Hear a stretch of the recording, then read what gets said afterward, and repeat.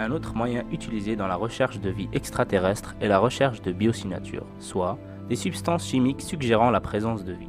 Pour ce faire, on pratique la spectroscopie infrarouge, technique basée sur l'analyse de la lumière réfléchie par une molécule. Cela permet l'identification des molécules qui la composent grâce à l'analyse de la polarité et de l'intensité des pics du graphique qui sera obtenu. Parmi ces biosignatures, on retrouve bien évidemment l'oxygène, directement issu du processus photosynthétique accompli par les plantes. Cet élément chimique a fortement tendance à s'impliquer dans des réactions chimiques, réduisant ainsi rapidement sa signature spectrale s'il n'est pas constamment renouvelé par des processus biologiques tels que la photosynthèse.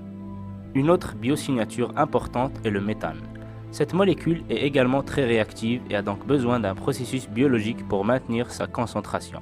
On parle ici de bactéries productrices de méthane, les méthanogènes. Ainsi, pour trouver une signature spectrale constante, des processus biologiques sont impliqués. On pourrait croire que la présence d'oxygène, par exemple, est nécessairement preuve de vie, mais ce n'est pas le cas. En effet, il existe des milieux où l'on peut retrouver de l'oxygène, comme sur Vénus, mais dont les conditions de vie sont beaucoup trop hostiles pour soutenir de la vie. C'est ce qu'on appelle des faux positifs. Afin de les identifier, il est important d'analyser le milieu d'où ils proviennent. En effet, si l'échantillon d'oxygène est accompagné d'une forte présence de carbone, cela suggérerait une origine abiotique de l'oxygène.